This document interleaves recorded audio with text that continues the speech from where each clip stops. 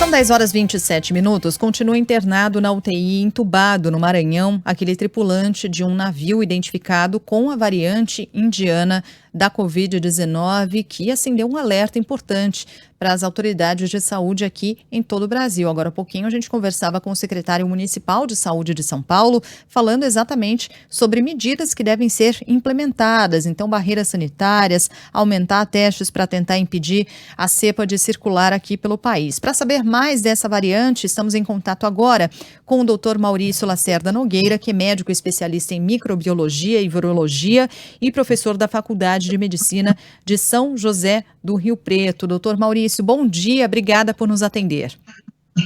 Bom dia, Sheila, bom dia, Ivan. Bom dia. Doutor, agora parece que finalmente a gente vai ter barreiras sanitárias em aeroportos, rodoviárias, depois de mais de um ano de pandemia. E depois da identificação, inclusive, de outras variantes, né, antes aqui dessa indiana. Ainda é possível impedir a variante indiana de circular pelo país? Ou ela já deve estar por aqui, a gente só não sabe ainda porque não tem testes em volume, a gente não testa a população em massa? É um pouco das duas. É muito difícil nós chegarmos à conclusão que tem ou não tem a variante circulando, porque a testagem aqui no Brasil ainda está muito baixa. Agora, independente de ter uma variante indiana, nós temos que preocupar muito com as variantes brasileiras mesmo. Nós estamos tendo uma circulação muito grande, um aumento do número de casos muito importante, e isso vai gerar variantes próprias, porque o vírus vai estar sofrendo mutação o tempo inteiro. Quanto mais casos, mais mutações, novas variantes vão aparecer. Pois é, isso que eu ia perguntar, doutor. É um ciclo sem fim? Quer dizer... Não fala isso não. Porque assim, a gente conhece as mutações, né? Elas ocorrem. Como é que estanca isso? Como é que para? É só com vacinação? É só com todo mundo vacinado? Só a barreira sanitária faz o seu serviço, né? Ou a gente vai ficar nesse ciclo de a cada mês surge uma variante nova e a gente precisa se preparar tudo de novo e preparar o sistema de saúde? É uma coisa que cansa, né? Cansa, Ivan, e é exatamente essa situação. Fazer barreira sanitária e fazer o rastreamento de cepas, isso funciona quando você tem poucos casos. Na atual situação do Brasil, isso, na verdade, é mais divergir esforços para procurar alguma coisa do que realmente causar algum impacto. O vírus não está vindo de forma significativa de fora para o Brasil. O vírus está crescendo dentro do Brasil. Esse é o ponto-chave. E como controlar isso, Ivan? Da forma como nós temos falado desde o ano passado, e o qual, por alguns motivos que cabem a outras pessoas identificarem, o governo não fez, que é comprar vacina suficiente para vacinar a população brasileira para interromper a circulação. Pois é. O que já se sabe até aqui, o que os cientistas e médicos já sabem até aqui, doutor, sobre essa variante especificamente a indiana, por que tanta preocupação? Ela é de fato mais transmissível, mais agressiva? E eu só acrescento mais uma pergunta na da Sheila, que é, sempre que há uma mutação, obrigatoriamente essa mutação será algo mais forte do que o vírus normal? De forma nenhuma, Ivan. Vamos começar de trás para frente, então. Essas variantes, elas são chamadas de variantes de atenção ou variantes de preocupação, porque elas apresentam algumas mutações que já foram identificadas, que poderiam, e atenção na palavra, poderiam causar uma maior transmissão, uma maior agressividade. Mas de forma nenhuma isso ainda foi provado de uma forma definitiva. Por isso que nós estamos tendo uma atenção maior a essas variantes. Na verdade, as variantes podem causar menos sintomas também, pode causar mais, depende muito de como essas mutações aparecem, o que elas trazem de vantagem para o vírus e como a população seleciona elas. Porque nós selecionamos elas. Se nós tivéssemos uma situação onde as pessoas não estivessem transmitindo o vírus, essas variantes não teriam o menor problema, menor impacto, se não fosse o grande número de casos que nós temos. Já saíram algumas informações sobre vacinas. Se não me engano, a da Pfizer e Oxford AstraZeneca são eficazes contra essa variante indiana. Essa é uma boa notícia. A gente pode esperar o mesmo para a Coronavac.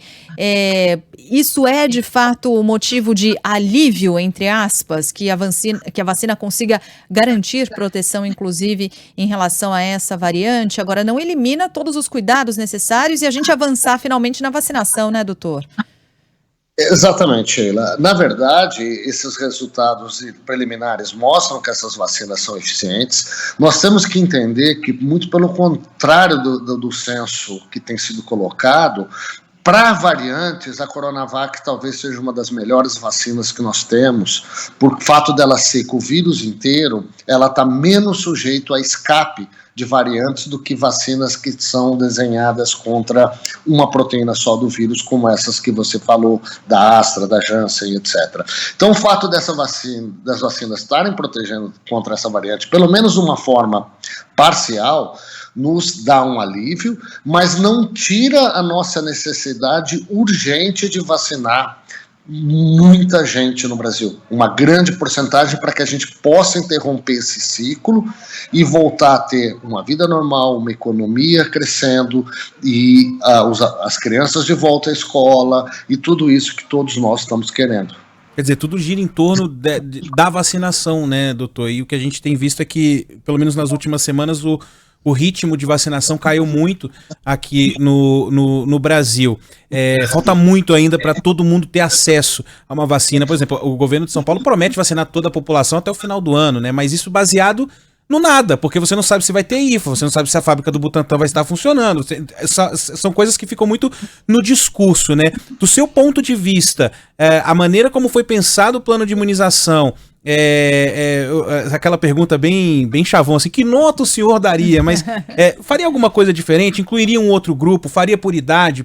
As comorbidades? Como é que o senhor enxerga, de um modo geral, a forma como a vacinação se dá aqui no nosso país?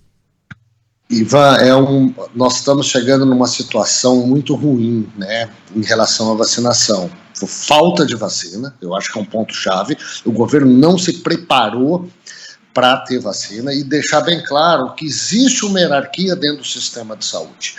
Cabe às cidades vacinarem, o Estado fornecer a logística dentro do Estado e o governo federal comprar. Então o problema está lá em Brasília, não compraram a vacina. Agora, chega um momento que não tem vacina e começa a se discutir as prioridades. O que é prioridade? Pessoas com comorbidades, professores, pessoal de segurança, agora porto, agora daqui a pouco aeroporto, não vai ter vacina nem para prioridade. Esse é o problema.